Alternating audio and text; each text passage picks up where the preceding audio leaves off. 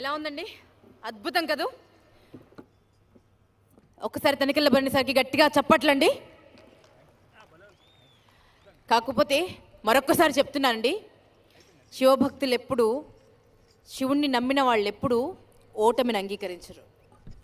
ఎన్నిసార్లు పడ్డా సరే మళ్ళీ లేచి నిలబడతారు, త్రిశూలంలా గెలుస్తారు. శివుణ్ణి నమ్ముకున్నవాడు ఎప్పుడు ఓటమిని చవి చూసినా సరే మళ్ళీ గెలుపు వైపు వెళ్తాడు, గెలిచి తీరుతాడు. ఇది సత్యం, ఇది నిజం.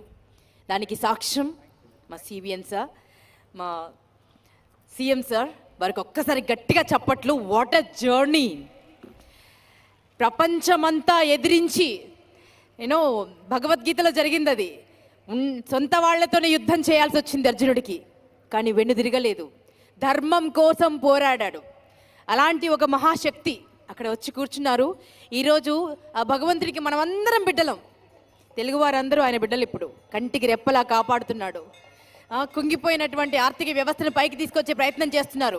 వారిని మనస్ఫూర్తిగా అభినందిస్తూ, ఒక బిడ్డగా మనస్ఫూర్తిగా వారిని ఆహ్వానిస్తూ రుద్రాభిషేకంలో పాల్గొనవలసిందిగా రిక్వెస్ట్ చేస్తున్నాను. మీ అందరికీ మరొకసారి చెప్తున్నానండి, ఇది మామూలు రుద్రాభిషేకం కాదు. 144 సంవత్సరాల తర్వాత మహాకుంభమేళ మరొక్కసారి రాబోతుంది. ఆ తర్వాత జరిగే రోజే మహాశివరాత్రి.